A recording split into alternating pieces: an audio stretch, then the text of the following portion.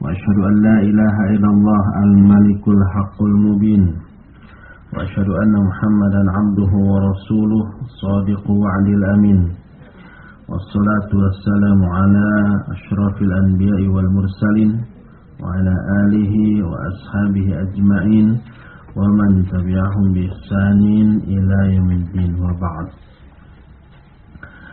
Ibu-ibu, pertemuan kita 2 pekan yang lalu sedang membahas beberapa makna dari nama-nama Allah dan sifat-sifatnya, dan poin terakhir yang kita bahas adalah bahwa Allah itu maha tinggi dalam 3 hal. Pertama, tinggi dalam masalah kekuasaan. Kedua, tinggi dalam hal kedudukan. Ketiga, tinggi dalam hal zat. Keberadaan Allah juga berada di tempat yang tinggi. 2 poin pertama, bahwa Allah tinggi dalam hal kekuasaan dan kedudukan, tidak ada seorang pun yang mengingkarinya. Adapun Allah tinggi dalam hal zat, ini banyak yang mengingkari. Padahal banyak ayat dan hadis yang secara tegas menjelaskan keberadaan Allah secara zat di tempat yang tinggi. Allah itu berada di atas arsy. Ada beberapa dalil yang menunjukkan Allah pun maha tinggi dari segi zat. Dan sudah 9 poin hujjah atau argumen yang menjelaskan bahwa Allah itu berada di atas. Poin yang ke-9 yang sudah kita jelaskan adalah bahwa diangkatnya tangan manusia ketika berdoa, yang memanjatkan doanya kepada Allah. Nah, diangkatnya tangan ini menunjukkan bahwa Allah berada di atas. Bahkan dalam hadis Ibnu Abbas, dalam riwayat Bukhari, ketika Nabi SAW berkhutbah pada hari Nahar. Hari Nahar itu hari penyembelihan, hari ke-10 bulan Dzulhijjah, Idul Adha. Ketika khutbah, beliau seusai khutbahnya mengangkat kepalanya ke langit, maksudnya menengadah, kemudian berkata, Allahumma hal ballagtu, Allahumma hal ballagtu. Ya Allah, apakah aku sudah menyampaikan hal ini? Apakah aku sudah menyampaikan hal ini? Beliau berkata demikian sambil menengadahkan wajahnya ke langit. Ini menunjukkan bahwa Allah yang diseru dalam ucapan beliau itu berada di atas. Itu dalil yang ke-9 yang menjelaskan keberadaan Allah berada di atas. Ke-10, nas yang ada. Nas itu teks, keterangan, ayat atau hadis yang ada tentang penyebutan arsy. Dikatakan bahwa arsy itu ada di atas. Allah berada di atas arsy tersebut. Seperti surah Ghafir ayat ke-15. Allah berfirman, Rafi'ud darajat dzul arsy. Allah lah yang mengangkat derajat sebagai pemilik arsy. Dalam Toha ayat 5, Ar-Rahmanu 'alal arsy istawa. Allah yang Maha Rahman istiwa di atas arsy. Istiwa itu artinya tegak di atas arsy. Dalam hadis Sahih Bukhari, dari Abu Hurairah radhiyallahu anhu, Nabi sallallahu alaihi wasallam bersabda, "Inna fil jannati mi'ata darajat. A'addaha Allahu lil mujahidina fi sabilih. Kullu darajataini ma bainahuma kama bainas sama'i wal ard. Fa idza sa'altumullaha fas'aluhul firdaus. Fa innahu awsatul jannah wa 'alal jannah wa fawqa arsyihi ar-rahman wa minhu tufajjiru anharul jannah."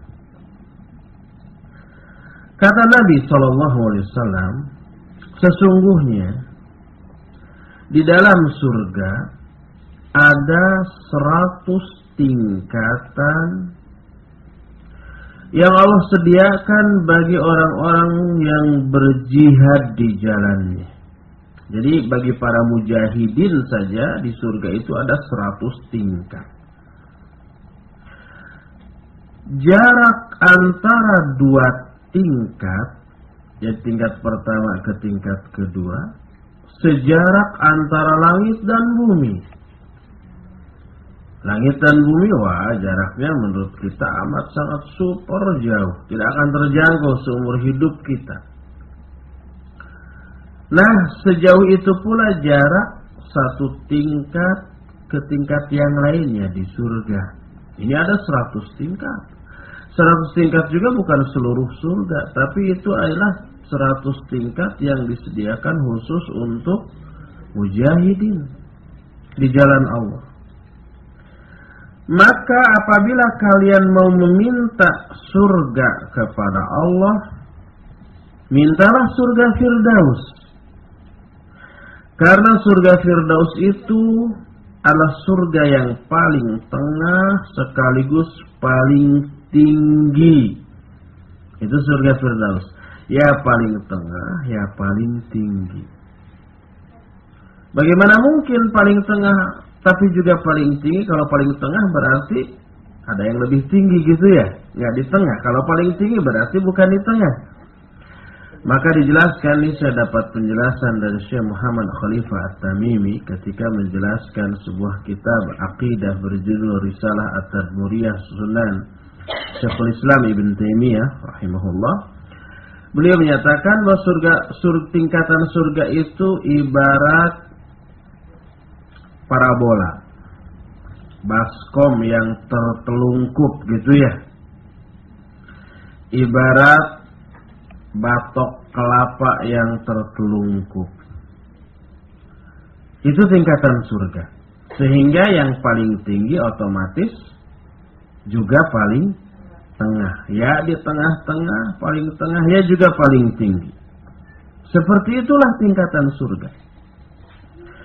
Oleh karena itulah, maka kata Nabi Sallallahu Alaihi Wasallam, apabila kalian minta surga kepada Allah, mintalah surga Firdaus. Karena surga Firdaus itu surga yang paling tengah sekaligus paling tinggi. Dan di atas arsy ada Ar-Rahman. Maksudnya Ar-Rahman itu Allah Subhanahu wa Ta'ala. Dari arsy itulah terpancar sungai-sungai surga. Jadi sungai-sungai yang mengalir di surga itu bersumber dari arsy Allah Subhanahu wa Ta'ala. Arsy itu berada di atas surga. Nah, di atas arsy Allah istiwa, Allah tegak. Dan ini menunjukkan keberadaan Allah itu amat sangat tinggi. Allah ada di atas. Di atas mana? Di atas arsy. Padahal arsy adalah makhluk Allah yang tertinggi sekaligus terbesar. Inilah dalil ke-10 yang menjelaskan keberadaan Allah secara zat, bahwa Allah berada di tempat yang amat sangat tinggi. ke-11, apa yang Allah kisahkan tentang Fir'aun la'anahullah. Ketika Fir'aun mendustakan Nabi Musa alaihissalam yang menyatakan bahwa Allah itu maha tinggi. Kata Nabi Musa, Allah itu maha tinggi, berada di atas langit. Maka Fir'aun berkata, wa qala Fir'aun ya Haman ibni li sarhan la'alli ablughul asbab as-samawat fa'attali'u ila ilahi Musa. Kata Fir'aun, hai Haman. Haman itu arsiteknya di zaman Fir'aun. Bangunkan untukku sebuah menara yang tinggi.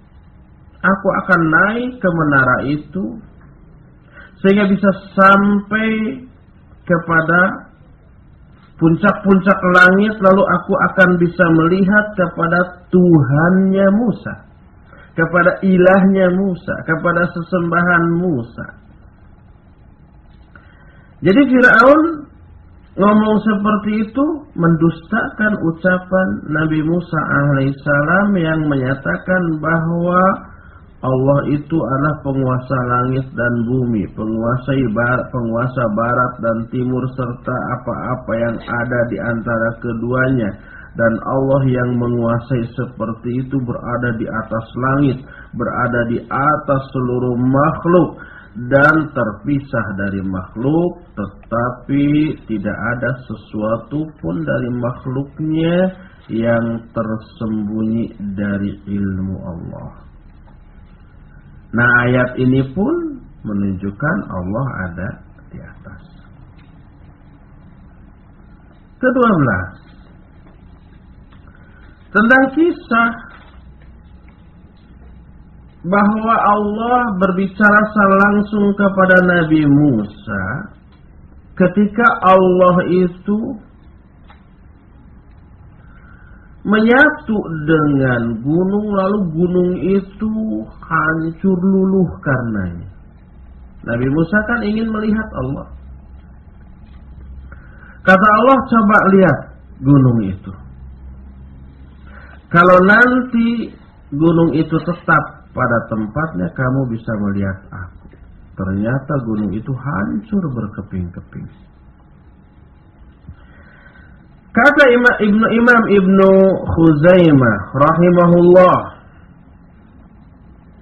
beliau membantah kalangan sufi yang menyatakan Allah itu ada di mana-mana. Allah itu menempati semua tempat, berada di setiap makhluk. Dibantah oleh Imam Ibnu Khuzaimah. Kata Imam Ibnu Khuzaimah, seandainya Allah berada di setiap tempat, ada di mana-mana, sebagaimana yang diyakini oleh kaum Mu'attilah. Mu'attilah itu orang-orang yang mengingkari sifat-sifat Allah, seperti Jahmiyah, seperti Mu'tazilah dan yang lain-lainnya. Nah, Mu'tazilah dan Jahmiyah dianggap Mu'attilah karena mengingkari. Kata Imam Ibnu Khuzaimah, seandainya Allah menempati semua tempat, ada di mana-mana, maka apa yang terjadi? Yang terjadi setiap tempat itu akan hancur luluh, akan berkeping-keping sebagaimana gunung itu pun hancur luluh berkeping-keping ketika Allah Subhanahu wa ta'ala berada di sana. Waalaikumsalam. Hancur luluh, tidak akan tahan, tidak akan kuat. Nah, sedangkan kita mengetahui bahwa semua tempat di kita ini tidak hancur, tidak luluh, menunjukkan Allah itu bukan berada di mana-mana. menunjukkan Allah itu tidak menempati semua tempat, tapi Allah berada di atas arsy. Nah, oleh karena itu di dalam surah Al-A'raf ayat 143, falamma tajalla rabbuhu lil jabal ja'alahu dakka. Ketika Allah menempati gunung itu, maka ternyata gunung itu hancur berkeping-keping. Ini menunjukkan tidak mungkinlah Allah menempati gunung atau makhluk manapun. Akibatnya akan hancur. Inilah bantahan Imam Ibnu Khuzaimah terhadap orang-orang yang menyatakan Allah itu ada di mana-mana. Allah itu menempati setiap tempat. Padahal keyakinan Allah ada di mana-mana ini sudah merebak di kalangan kaum muslimin, dikatakan oleh orang-orang yang disebut ustaz, dai. Malah kalau tidak salah, saya dengar judul Allah ada di mana-mana ini menjadi judul sebuah tayangan di televisi katanya. Entah sinetron, entah kisah nyata, entah apalah. Ini satu keyakinan yang keliru.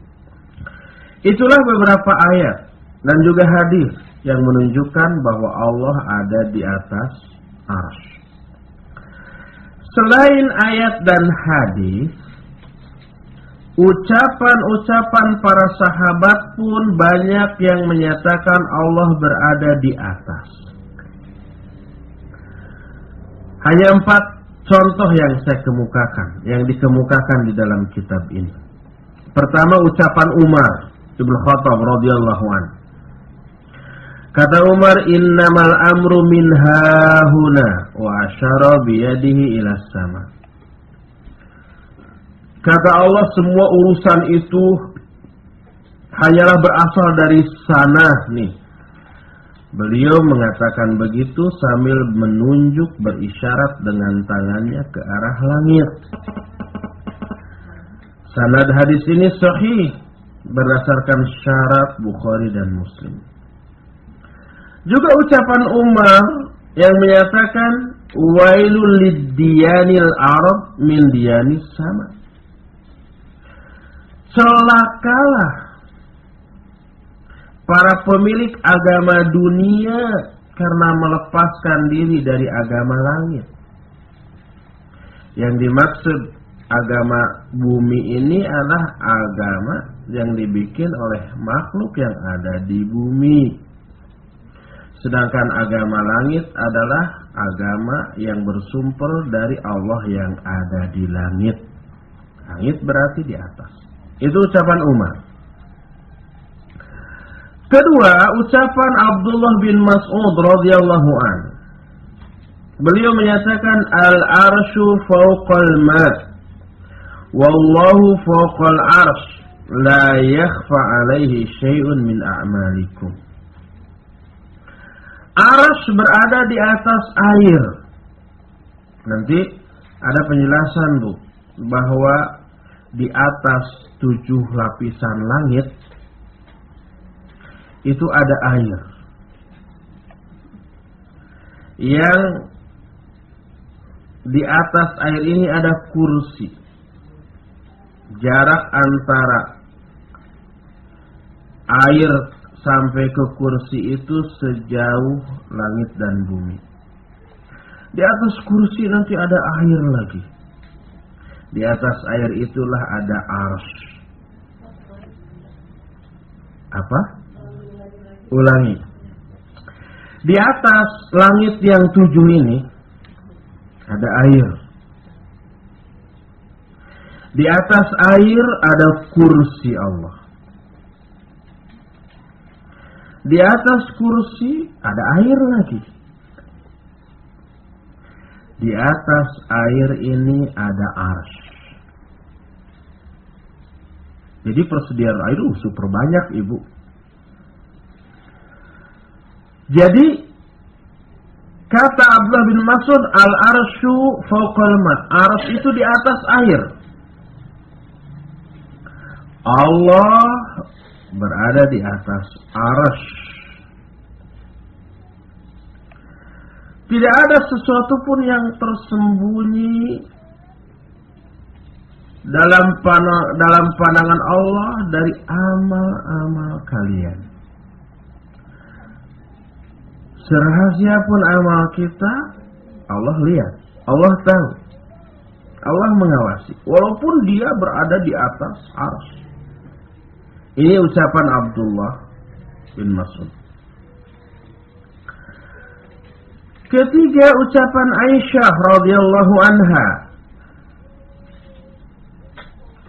Ketika ditanya tentang kasus pembunuhan terhadap Utsman bin Affan radhiyallahu anhu,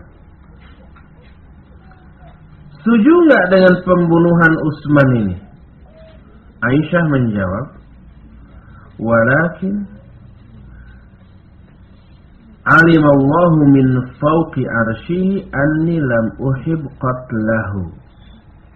Kata Aisyah, tapi Allah yang berada di atas arsy mengetahui bahwa aku tidak suka terhadap pembunuhan Utsman. Aisyah ketika menyatakan saya tidak suka terhadap kasus pembunuhan Utsman, mendukung pernyataan itu dengan ilmu Allah yang menyatakan Allah yang berada di atas arsy mengetahui bahwa aku tidak suka terhadap pembunuhan Utsman. Dalam ucapan ini terkandung penjelasan bahwa Aisyah meyakini Allah berada di atas arsy. Keempat, Ibnu Abbas radhiyallahu anhuma. Ucapan Umar udah, Ibnu Mas'ud udah, Aisyah udah, sekarang Ibnu Abbas. Kata Ibnu Abbas, al-kursi mawdi'ul qadamain wal arsyu la yaqdiru ahadun qadrah. Kursi adalah tempat kedua kaki Allah. Sedangkan arsy tidak ada seorang pun yang mengetahui ukurannya, saking besarnya. Lalu Ibnu Abbas menyatakan lagi, Inna Allah Ta'ala kana ala arsyihi qabla an yakhluqa syai'an. Sesungguhnya Allah sebelum dia menciptakan apapun, dia sudah berada di atas arsy. Sesungguhnya Allah berada di atas arsy sebelum dia menciptakan apapun. Juga ucapan Ibnu Abbas kepada Aisyah radhiyallahu anha, ketika Aisyah waktu itu difitnah dengan kisah hadisul ifki. Hadisul ifki itu ucapan bohong, ucapan palsu. Waktu itu kan Aisyah oleh Nabi SAW dibawa untuk suatu perjalanan safar. Aisyah ditandu, tandunya tertutup. Pas perjalanan pulang, sebelum sampai di Madinah, Nabi SAW dan para sahabat istirahat dulu di tengah jalan. Ketika istirahat itulah Aisyah turun keluar dari tandunya untuk buang hajat, tanpa ada seorang pun yang tahu, termasuk Nabi Muhammad SAW. Ketika Aisyah sedang keluar agak jauh ke tempat yang agak sepi, rombongan berangkat lagi. Tandu Aisyah pun dipanggul lagi. Tak ada seorang pun yang tahu bahwa tandu itu kosong. Aisyah seusai menunaikan hajatnya mendapati tempatnya sudah kosong.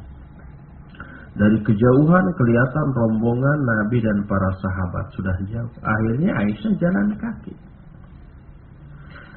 Ternyata di belakang Aisyah ada seorang lagi sahabat yang juga tertinggal. Sahabat ini melihat loh ada seorang wanita pakai pakaian hitam. Ternyata diketahui ini Aisyah. Akhirnya Aisyah disuruh naik untanya. Sahabat ini berjalan di depan, tidak nuntun, tidak.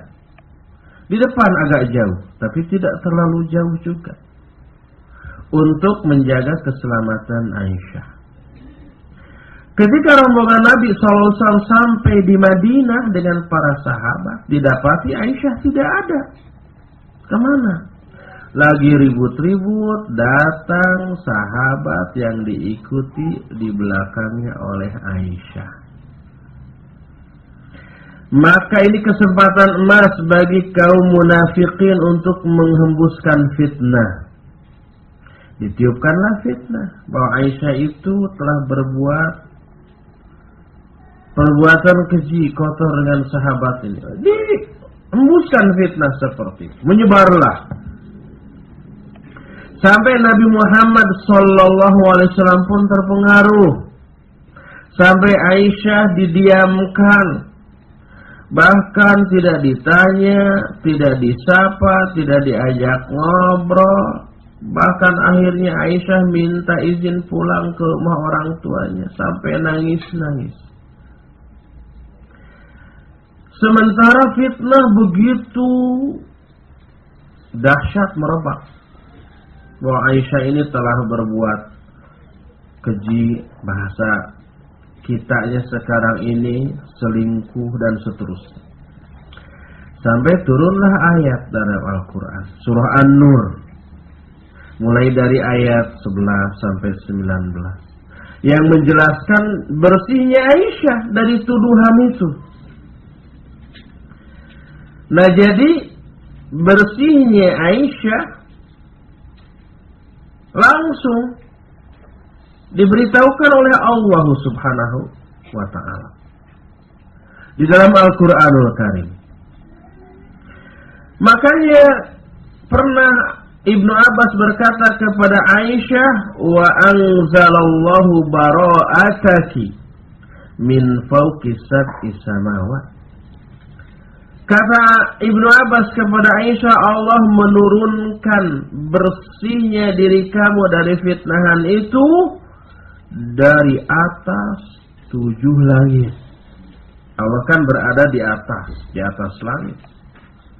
Allah menurunkan Al-Quran yang menyatakan bersihnya Aisyah dari tuduhan palsu tadi. Ini oleh Ibnu Abbas dikatakan wa anzarallahu bara'ataki min fawqi sab'is samawat. Allah menurunkan kebersihan kamu, kesucian kamu dari atas 7 langit. Ini menunjukkan Ibnu Abbas meyakini Allah berada di atas langit. Dan banyak lagi ucapan sahabat-sahabat lainnya yang menyatakan bahwa Allah itu berada di atas.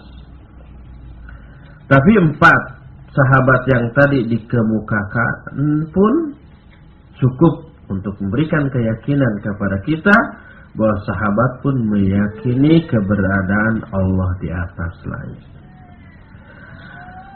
Selain ayat, hadis, dan ucapan sahabat, ucapan para ulama tabi'in pun sama seperti keterangan Al-Quran, hadis, dan para sahabat tentang keberadaan Allah di atas langit. Pertama, seorang tabi'in namanya Masruq. Apabila Masruq berbicara tentang Aisyah, tentang suatu riwayat yang dia terima dari Aisyah, Masruq menyatakan haddatsatni as-siddiqah habibatullah al-mubarra'atu min fawqi sab'i samawat. Kata Masruq telah menceritakan kepadaku As-Siddiqah, maksudnya Aisyah, Habibatullah, kekasih Allah, Al-Mubarra'atu, Al-Mubarra'ah itu yang dianggap suci atau bersih dari tuduhan, min fawqis sab'is samawat, yang Allah turunkan dari atas 7 langit.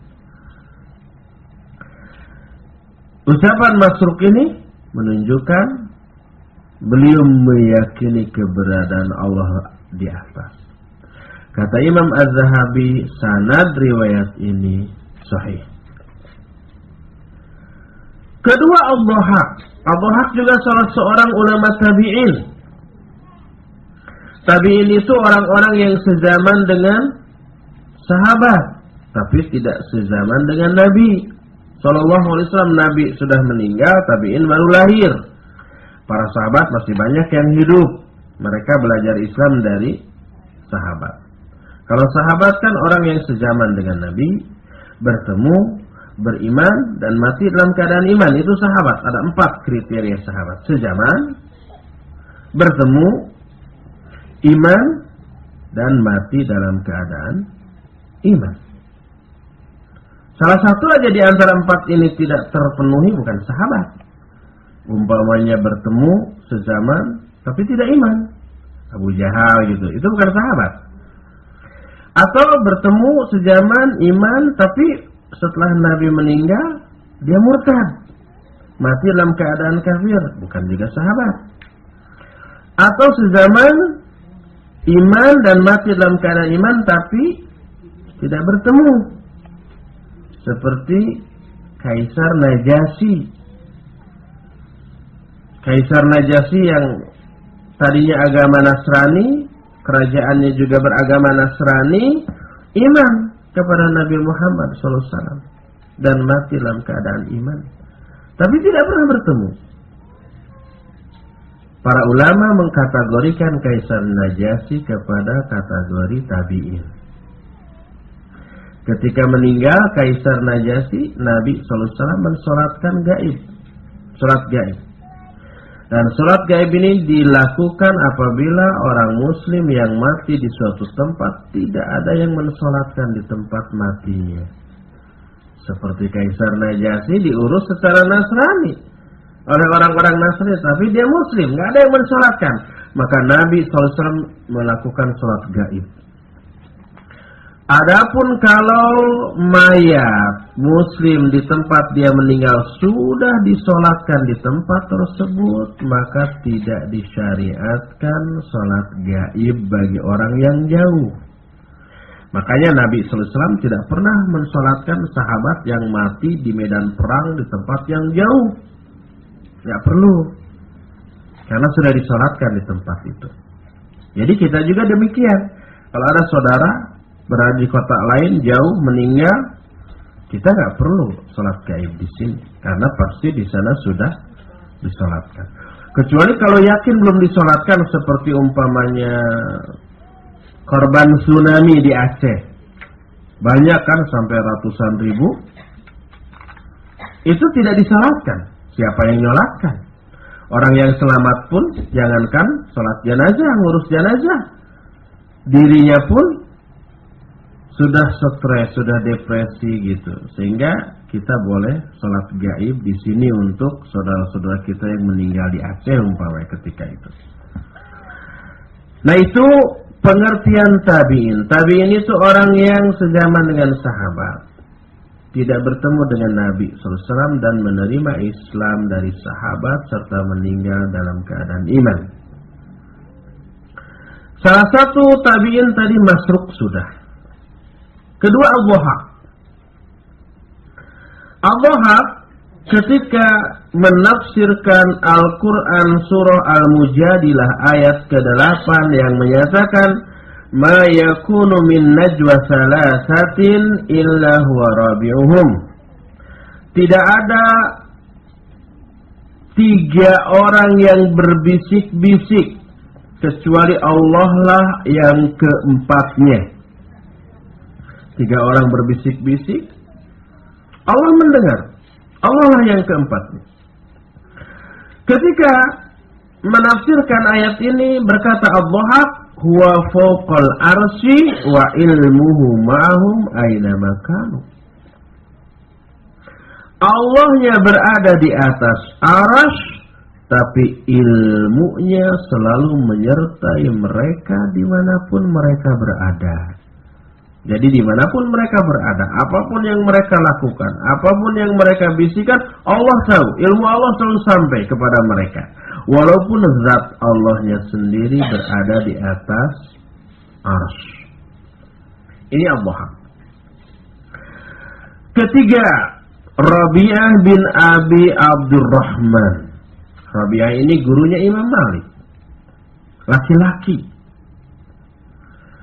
Makanya Rabi'ah bin, bukan binti, bin Abi Abdurrahman.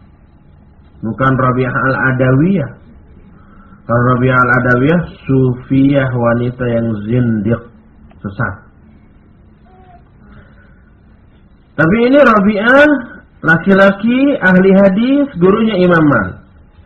Kata Rabi'ah, ketika beliau ditanya tentang istiwa. Istiwa itu artinya tegak. Kata Rabi'ah, al-istiwa'u ghairu majhulin wal kaifu ghairu ma'qulin wa minallahir risalah wa 'alar rasulil balagh wa 'alaina tasdiq. Ketika Rabi'ah ditanya tentang istiwa, apa makna istiwa? Di atas arsy. Istiwanya Allah di atas arsy. Kata Rabi'ah, istiwa itu tidaklah majhul.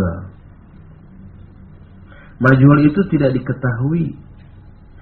Tidak majhul berarti diketahui maknanya. Istiwa itu kan maknanya tegak. Batang pohon juga oleh Allah disebut istiwa atau tegak. Dalam Al-Quran surah Al-Fat ayat 29, ayat terakhir.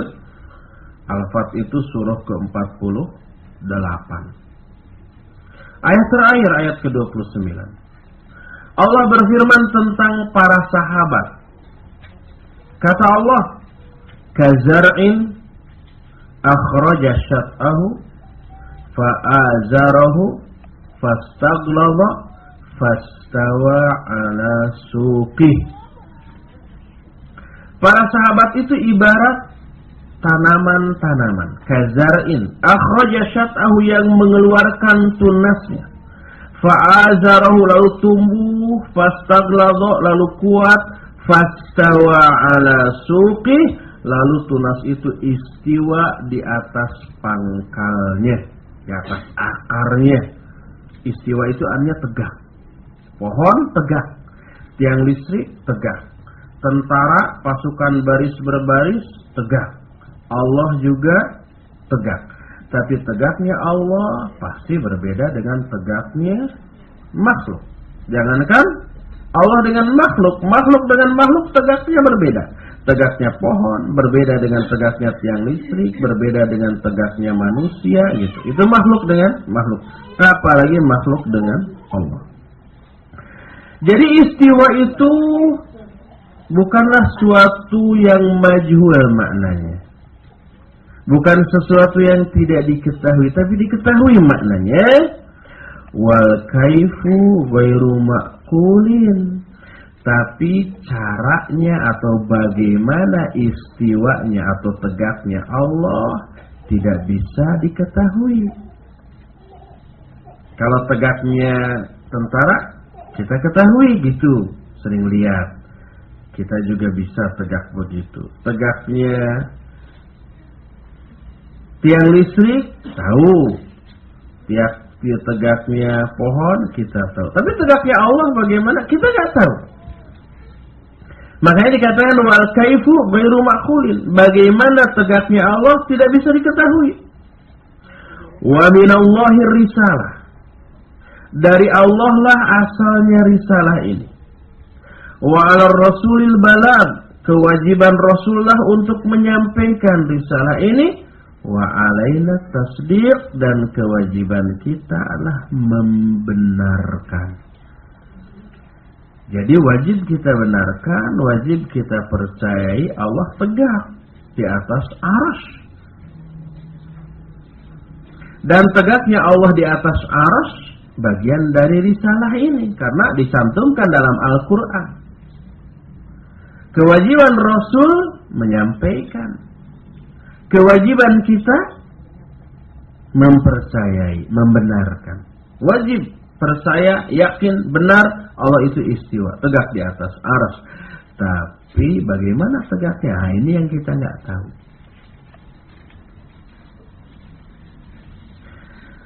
Imam Malik gurunya Rabi'ah, muridnya Rabi'ah tadi. Kata Imam Malik, Allahu fis sama wa ilmuhu fi kulli makanin la yakhlu minhu syai'un. Allah berada di atas langit, tapi ilmunya berada di setiap tempat. Tak ada suatu pun yang luput dari ilmu Allah. Ada seorang yang bertanya kepada Imam Malik, kaifa stawa? Bagaimana istiwanya Allah? Bagaimana tegaknya Allah di atas langit? Dijawab oleh Imam Malik, wal kaifu ghairu ma'qulin, wal istiwa'u minhu ghairu majhulin, wal imanu bihi wajibun, was su'alu anhu bid'atun, wa inni akhafu an takuna dhalan, wa amara bihi fa akhraj. Kata Imam Malik ketika ditanya bagaimana tegaknya Allah di atas langit, beliau menjawab, adapun cara tegaknya Allah tidak diketahui. Adapun makna tegak ini tidaklah majhul. Tidak majhul itu artinya diketahui ya. Dan iman kepada hal itu, iman bahwa Allah istiwa atau tegak di atas arsy wajib. Karena itu dijelaskan oleh Allah dalam Al-Quran. Jadi wajib kita yakin, iman. Bertanya tentang hal ini adalah bid'ah. Bertanya tentang bagaimana cara tegaknya Allah itu bid'ah. Aku khawatir kamu ini termasuk orang yang sesat. Lalu Imam Malik mengusir orang itu, menyuruh dia agar keluar dari majelis. Itu pernyataan dan sikap Imam Malik. Abu Abdullah Ahmad bin Hanbal, yang dikenal dengan sebutan Imam Ahmad, Imam Ahlus Sunnah, beliau pernah menyatakan Allahu fawqas samai sabi'ati ala arsyihi ba'inun min khalqihi wa qudratuhu wa ilmuhu bi kulli makan. Ketika Imam Ahmad ditanya, apakah Allah itu berada di atas langit ketujuh, di atas arsy-Nya, dan terpisah dari makhluknya, sedangkan kekuasaan dan ilmunya berada di setiap tempat? Dijawab oleh Imam Ahmad, na'am. Huwa ala arsyihi la yakhlu syai'un min ilmihi. Benar, dia berada di atas arsy-Nya dan tak ada sesuatu pun yang luput dari ilmunya. Itu Imam Ahmad. Ishaq bin Rahawai pernah juga ditanya, ma hadhil ahadith tarawna anna Allah yanzilu ila sama'id dunya? Qala na'am. Rawaha thiqat alladzina yarwuna al-ahkam. Faqala yanzilu wa yada'u al-arsh? Qala yaqdiru ay yanzila min ghairi ay yakhluwa minhu al-arsh. Qala na'am. Qala falima tatakallama fi hadha? Ishaq bin Rahawai pernah ditanya bagaimana dengan hadis-hadis ini? Apakah engkau meriwayatkan bahwa Allah turun ke langit dunia? Dijawab oleh Ishaq, ya. Hadis ini diriwayatkan oleh orang-orang yang siqat. Siqat itu terpercaya, yang juga banyak meriwayatkan masalah-masalah hukum. Ditanya lagi, apakah Allah turun dan meninggalkan arasy? Apakah Allah mampu turun tanpa membuat arasy-Nya kosong? Dijawab, iya. Itulah perbedaan sifat Allah dengan sifat makhluk. Kalau makhluk berada di atas suatu tempat di atas kursi umpama atau mimbar, lalu turun ke bawah, berarti kursi atau mimbarnya kosong. Kalau Allah tidak. Allah turun ke langit dunia tanpa membuat arasy-Nya kosong dari dirinya. Sehingga tidak ada pertentangan antara ayat yang menyatakan Allah di atas arasy dengan hadis yang menyatakan Allah itu turun ke langit dunia setiap sepertiga akhir malam. Dua-duanya dilakukan. Ia istiwa di atas arasy selamanya. Ia turun ke langit dunia juga selamanya. Kenapa dianggap selamanya? Karena sepertiga akhir malam itu akan selalu bergulir di setiap tempat di dunia ini. Sekarang di kita umpamanya jam 11. Tapi di tempat tertentu pasti ada tempat yang saat ini sepertiga akhir malam. Terus begitu bergulir. Itu penjelasan Ishaq. Ibnul Arabi pakai alif lam. Abu Bakar Ibnul Arabi. Berbeda dengan Ibnu Arabi tanpa alif lam. Ibnu Arabi ini zindiq oleh Imam Al-Ghazali, oleh Al-Hakami dalam kitabnya ini dikafirkan kalau Ibnu Arabi. Karena Ibnu Arabi itu tidak mengakui adanya hari kebangkitan. Bukan kebangkitan nasional. Kebangkitan maksudnya dihidupkannya kembali manusia di hari kiamat nanti. Itu diingkari oleh Ibnu Arabi. Makanya kata Al-Ghazali Al-Munqidh min ad-Dhalal, dengan berat hati saya mengkafirkan Ibnu Arabi. Itu Ibnu Arabi tanpa alif lam. Nah di sini Ibnul Arabi ada alif lam. Maknanya maksudnya adalah Abu Bakar Ibnul Arabi, seorang ulama Ahlus Sunnah.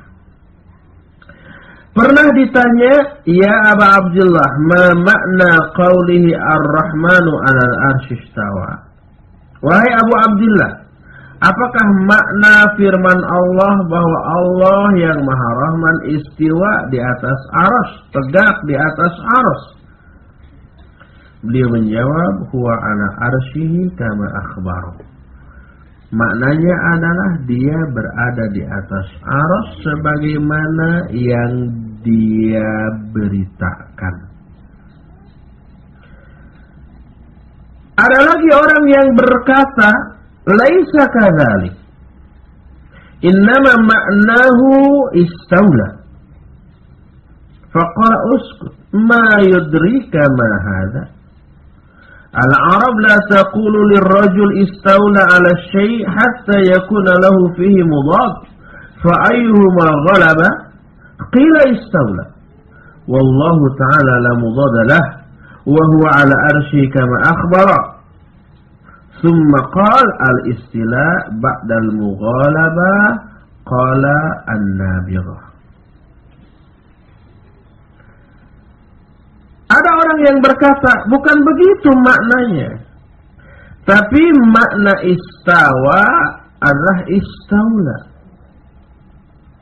Kalau istawa kan tegak. Makna tegak di sana istawla itu menguasai. Jadi Allah istiwa di atas arsy maksudnya Allah menguasai arsy. Itu kata orang itu. Dihardik oleh Ibnu Arabi. Diam kamu. Apa artinya ucapan kamu? Karena orang Arab tidaklah berkata kepada orang lain dengan perkataan istaula ala syai', seseorang menguasai sesuatu. Istaula. Kecuali sebelumnya orang itu punya saingan terhadap sesuatu itu. Berebut sesuatu. Yang menang maka dikatakan istaula ala syai'. Orang itu menguasai hal tersebut. Jadi menguasai dengan mana istaula dikatakan kalau sebelumnya orang itu bersaing dengan orang lain. Umpamanya ada sengketa rumah nih, si A dan si B bersengketa, berebut ke pengadilan, lalu pengadilan menyatakan si A yang menang, yang berhak, maka dikatakan si A istaula ala dalikal bait. Si A menguasai rumah itu. Dikatakan istaula. Karena apa? Karena sebelumnya ada saingan yang berebut lalu dia menang. Itu istaula namanya. Sedangkan Allah terhadap arsy tidak berebut. Tidak ada saingan. Apa ada yang memperebutkan arsy dengan Allah? Tidak ada. Dari dulu juga Allah tidak punya saingan. Jadi kalau istaula itu al-mughalabah. Mughalabah itu pihak yang menang setelah sebelumnya bersengketa dengan pihak lain. Jadi kalau umpamanya Allah istiwa di atas arsy, istiwa di sana diartikan berkuasa dengan mana istaula, berarti dianggap sebelum Allah menguasai arsy itu Allah berebut dengan saingannya. Lalu Allah menang. Dan ini pemahaman yang super keliru. Allah istiwa di atas arsy begitu saja, tanpa melalui persaingan perebutan dengan pihak manapun, karena nggak ada seorang pun yang bisa menandingi Allah subhanahu wa ta'ala. Nah, inilah ucapan-ucapan para tabi'in yang menjelaskan keberadaan Allah ada di atas langit, di atas arsy. Dan semua dalil tadi menunjukkan bahwa Allah itu maha tinggi juga dalam hal zat. Bayangkan, kita di bumi, di atas kita ada langit. Dan langit ini ada tujuh lapis. Satu langit dengan langit yang lainnya jaraknya ibarat bumi ke langit. Di atas 7 langit, di atas langit ke-7 ada air. Di atas air ada kursi. Di atas kursi ada air lagi. Di atas air ada arsy. Arsy itu tertinggi. Setelah di atas arsy tidak ada apa-apa kecuali Allah. Dari sana kita bisa membayangkan, oh kalau begitu Allah maha tinggi. Makhluk terbesar dan tertinggi saja arsy. Allah di atas arsy dan lebih besar daripada arsy. Ya Allahu Akbar, Allah maha besar, terbesar dibanding apapun, termasuk dibanding makhluknya, juga tertinggi. Itulah beberapa keterangan baik dari ayat, ataupun hadis, ataupun ucapan sahabat, ataupun ucapan para tabi'in dan ulama-ulama setelahnya. Seluruhnya menyatakan Allah istiwa di atas arsy. Tapi, ada tapinya. Sekalipun Allah berada di atas arsy, boleh dikatakan Allah berada di tempat terjauh dari kita. Kita kan di bumi. Ke langit aja bagi kita amat sangat jauh. Apalagi langit kedua, apalagi ke-3 sampai ke-7. Apalagi di atas kursi, apalagi di atas arsy, paling tinggi, paling jauh. Dikhawatirkan keyakinan Allah berada di atas yang paling tinggi, di tempat yang paling jauh, dikhawatirkan ada makhluk yang punya persepsi yang keliru. Oh, kalau begitu Allah belum tentu bisa lihat kita karena jauh tempatnya. Belum tentu Allah mendengar bisikan kita karena jauh tempatnya. Khawatir ada persepsi seperti itu, maka Allah seringkali dalam Al-Quran melanjutkan penjelasan tentang keberadaan Allah di atas arsy dengan penjelasan bahwa Allah mengetahui apapun yang tersembunyi, sekalipun jaraknya jauh dengan kita menurut pandangan kita. Kalau menurut pandangan Allah dekat. Sehingga dalam surah Al-Ma'arij dikatakan, innahum yarawnahu ba'ida wa narahu qariba.